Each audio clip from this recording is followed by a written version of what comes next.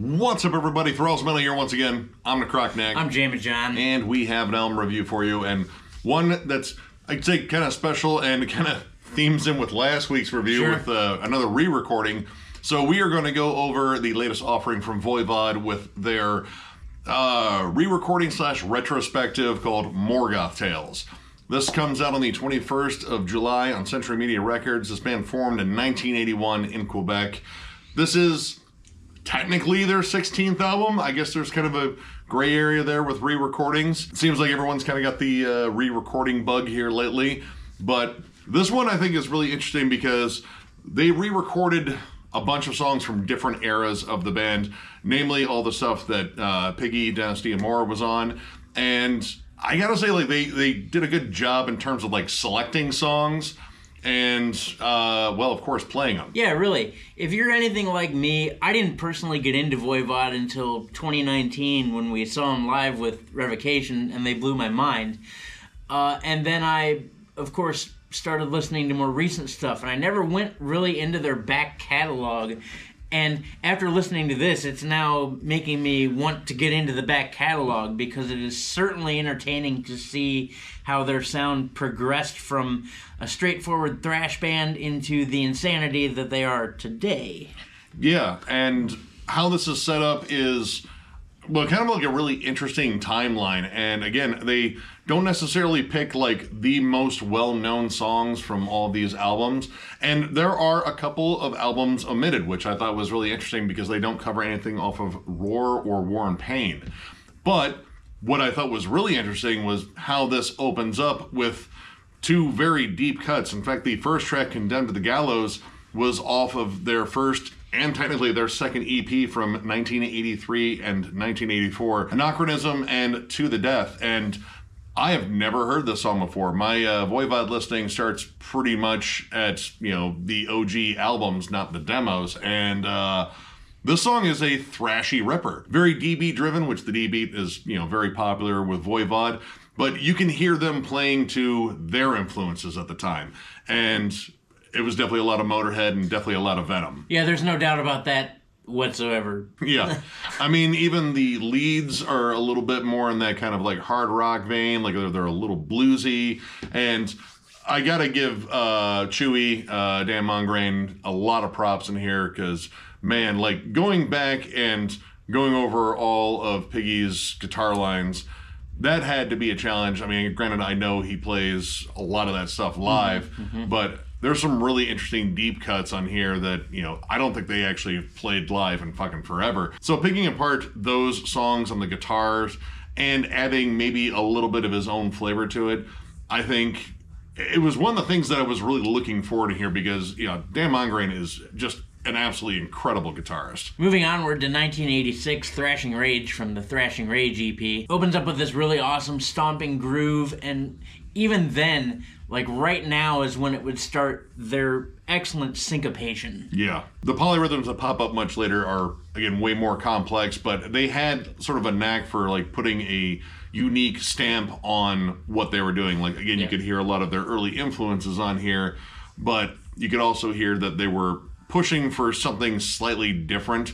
And I gotta say, Snake, his entire performance on here, I think is really awesome because he literally adapts to each song because, I mean, well, a lot of these he was on. There's even some that he wasn't on, namely Rise from Phobos, which was an Eric Forrest song, which they did get Eric Forrest to co-vocal with him, which makes that song possibly stand out a little bit more than the original just for that weird dynamic. But Snake adapts to every song really well in here. The earlier stuff, he's way more, you know, harsh sounding. It's kind of more of that straightforward thrashy delivery. And then as it goes on, as you get into the Voivod that, you know, most people know and love in terms of their strange, quirky, bizarre songwriting, his vocals follow along with that and get a little bit more unhinged and weird and spacey and cosmic. Even the vocal phrasing changes. And it was really cool to hear all of that kind of in a row, like how this band changed. Yeah, when you get into the third song, Killing Technology, from the record Killing Technology. While it's still thrashy, you can hear it start to become more Voivod. Their weird approach to writing music starts to seep in early on. This is 1987, so they've only been around 6 years at this point, and they've gone from thrashy to almost immediately just kind of shoved into oddity. Yeah, and their selections for what I would consider the classic era here with Killing Technology, Dimension Hatros, and Nothing Face, they made great selections. I mean, the title track from Killing Technology is fucking awesome. I'm a bigger fan of Overreaction. Like, that's kind of one of my go-to tracks in that.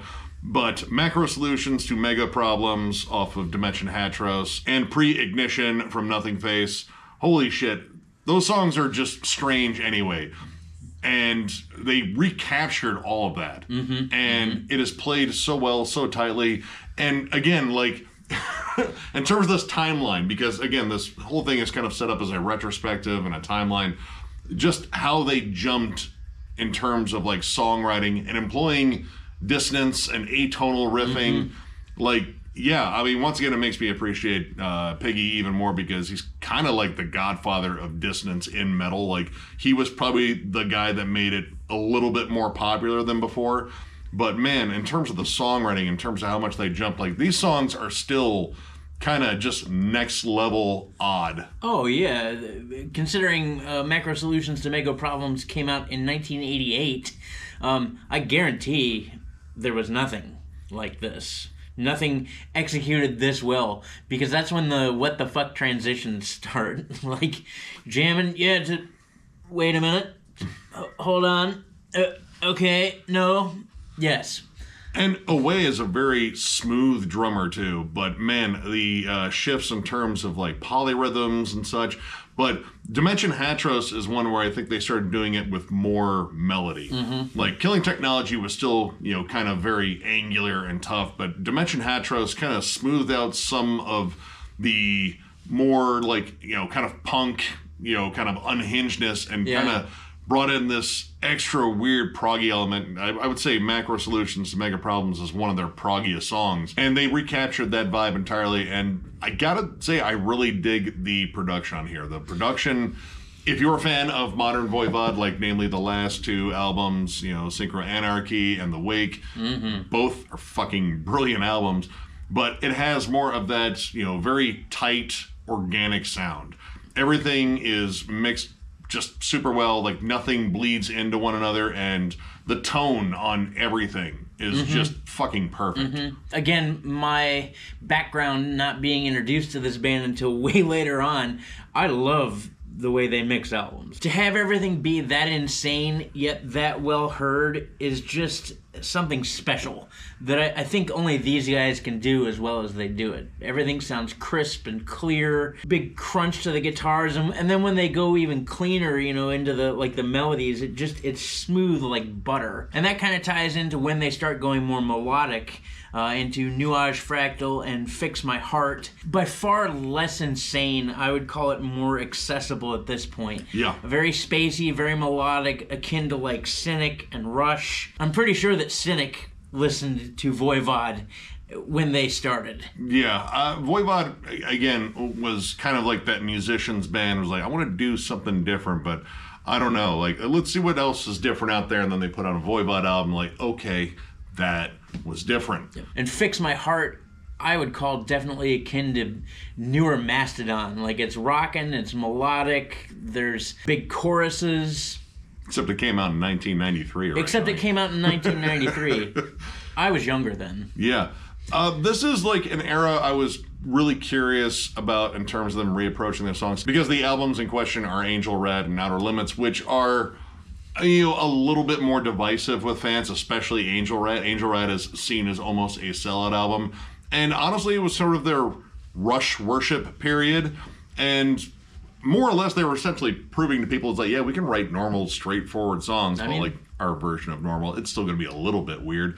But it was more focused on vocal hooks and melody, less about the complex song structure and more about just delivering a very earwormy song. And I would say they did that because I like Angel Rat. Like, I know that album has its haters. I'm not really one of them. In fact, I really like that album. And Outer Limits is one of their most underrated. And Fix My Heart is the opening track off of that, and that riff is just infectious. It's a rocker. It's very straightforward. There's not a lot of deviation from the bigger moments on there, but again, they just knew how to deliver a solid hook there, and again, kind of prove the naysayers wrong. It was like, oh no, they're a niche band that only talks about sci-fi weirdness. Right. But rest assured, they don't stick around with that sound for long. You get to 1997 with the song Rise. I would state that they're back to Voivod, but this, as far as what I've heard, this might be the heaviest thing they've ever written. I'm definitely sure that Meshuggah has taken a page out of the Voivod book, as well as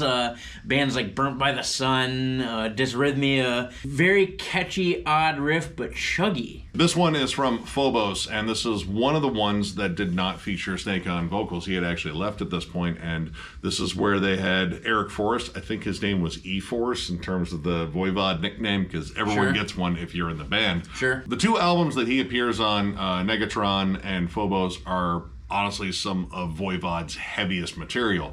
In fact, it almost borders more on industrial metal, but it still has that Voivod oddness to it. The guitars got way more crunchy in this era. And this one is interesting for a couple of reasons, because you have the different production here, more akin to their modern output here, versus the more raw and just outright disgustingly heavy production that they had on those two albums in particular. And this is one that Snake never sang on, and he is on here as well as Eric Forrest, and contributing some of the most twisted fucking vocals because they're layering both of them. Yeah, definitely the most unhinged, I think, vocals that they've ever delivered, ever. It's that weird layering between the two. Like, you have Eric Forrest more like raspy kind of growls and screams, and then Snake doing Snake things. Like, he has kind of his own weird vocal meter, and that blended together with reverb and some really interesting spacey effects. Like, the song just sounds unhinged and heavy, like some bad acid trip, except the fucking the soundtrack to it was like Fear Factory or something like that. And not sure if you came back from that one, or at least you came back a changed man. And that led to quite possibly one of my biggest curiosities in here in terms of a song they approached. Rebel Robot, off of their self-titled album. Now, for me, this was the first Voivod album I ever got. I didn't get into them until 2002 when this dropped, because everyone was rambling about, holy shit, Voivod is back. And I was like, who the fuck's Voivod? And, looking into it, I was like, oh, wow, this was like a super influential band. I'm just going to check out this new album. And this new album, well, it was kind of bolstered because their original bassist, Blackie, did not return to the band, and they got Jason Newsted, formerly of Metallica, who he went by Jay Sonic, I believe. That was his Voivod nickname. And I don't like that album very much. In fact, that's honestly one of my least favorite eras of the band. But hearing them come back to Rebel Robot with Jason Newsted on the song playing bass, I believe, honestly, it kind of sounds good again. Like, and, I don't revisit this album very often, but it was sort of an odd album in the discography, because they were still kind of simplifying the songs, but they were trying to inject some of that, early strangeness in there. But I don't know, it just felt uncomfortable and disjointed, and I don't know, here it just seems to work. Well, it's still heavy, and as far as tracking is concerned on this record too, I think they did a great job of offering all of what they have, but having a flow to it. Like, it's still heavy, it's of course strange, but it's full of still things that were found in the song even before it. But I do think it's kind of cool they reapproached a song from an era that, again, like sort of a divisive era with the fans. But the overall results on that one, again, surprisingly, I liked it. Like, I can still see why I didn't like it initially, but I just think it's played a little bit tighter, and, I don't know. There's just something better about it. But the real thing that I really wanted to check out on here was we got a new song. And that is the title track on here, Morgoth Tales. And how the fuck was it? Well, it's Voivod. It's when Nick first introduced me to this band, it was actually the day we saw him live, and I said, "Well, what's Voivod sound like?" And he was like, "Well, they sound like Voivod." And he was like, "I can't really get into it." And this sounds like Voivod. It's a bizarre staccato riff with a driving bass and spacey vocals, and then it transitions back and forth to Voivod. Crazy, not crazy. Crazy, not crazy. Crazy, not crazy. Surprisingly melodic, though. Yes. There's a whole section there with like these really kind of rapid fire ascending chuggy riffs and this snare roll pattern. And those are awesome, by the way. That ascending riff is fucking sick. Oh, dude, yeah. I mean, this 100% reaffirms my belief that Chewie is like the guy for the job because, man, his riff structure is wild. Like, it starts off with like your very Voivod, like alarm clock riffs, like, all right, I already have like that whole vibe for it coming. Yep. And then you get into that, again, that weird sort of like chuggy ascending riff with the snare rolls. And then it breaks off into like this very lush, clean section with a really pretty like lead melody in there and like a wash of like kind of like auto-tuned sort of spacey vocals. Yep. It's the Voivod thing. I don't know. Like, it just creates its own weird mood, like you're trapped in a haunted space station on the edge of a black hole. I did watch The Black Hole again recently, and maybe that's why that popped up there. But, yeah, it's Voivod, and it's fucking awesome. They continue to set themselves apart from really everybody because, again, there's no way to really describe it other than the fact that it's Voivod. And they fucking nailed it. They executed it with perfection. Once again, the production and the mix just sounds amazing. Just like Synchro Anarchy did. I mean, that's as far as production is concerned, and the song was great, and if this is the precursor to what comes next, I'm in. Yeah, no, I'm way sold. I was sold anyway. Yeah. And then, at least for the CD version, we get a bonus cover, Home, which was originally done by Public Image Limited, which, cool post-punk band, famously, because it was Johnny Rotten's band after Sex Pistols, and kind of proof again that, Voivod can just lay down a straightforward rock hook. Granted, it's not their own hook, it's a covered hook, but it's fucking awesome. It's just a really good, straightforward song, and honestly makes me kind of want to listen to Public Image Limited a little bit, because I kind of strayed away from them mostly because Johnny Rotten's kind of a cock. And Johnny Rotten, who is dressing you, sir? Yeah, dude. No one should be letting you out in the fucking flannel shirt that's like way too long for anyone. And the orange pants. Yeah. I don't understand. You need to take a look in the mirror, sir. Yeah, just stick with like the safety pins to the nose thing. That was way more fashionable. Yeah. But yeah, we kind of didn't necessarily intend on track by tracking this, but since it had sort of a timeline-like flow to it, I figured that was kind of the way to go about it, and I loved it. I thought this was really awesome, and again, I'm like really on the fence about re-recordings, even though now that we've reviewed 3 re-recordings and we're gushing about them, maybe people aren't going to believe that same as much. But I like that this was approached with the same vigor and the same, I don't know, like a reverence for contemporary music that they originally had. 100%. And they nailed it. And I really like the track selections. I think picking some fan favorites, of course, and then picking some ones that are a little bit more deep cuts, like they're a little bit stranger, maybe for you to like kind of reapproach and look at again. Again, I think it shows a great progression of this band, watching their sound evolve, watching the beginnings of the insanity that is this band, to full-blown Voivod, to dialing it back, to coming out and, again, whooping ass. Like, I think this, while I've never heard most of these songs, in fact, all of them, while I've never heard all of them, like, I think it just really does a good job to showcase what made them them. And again, the way it's set up, you get this constant evolution of the band. I think that's really important, and it makes it like a more immersive listen. Yep.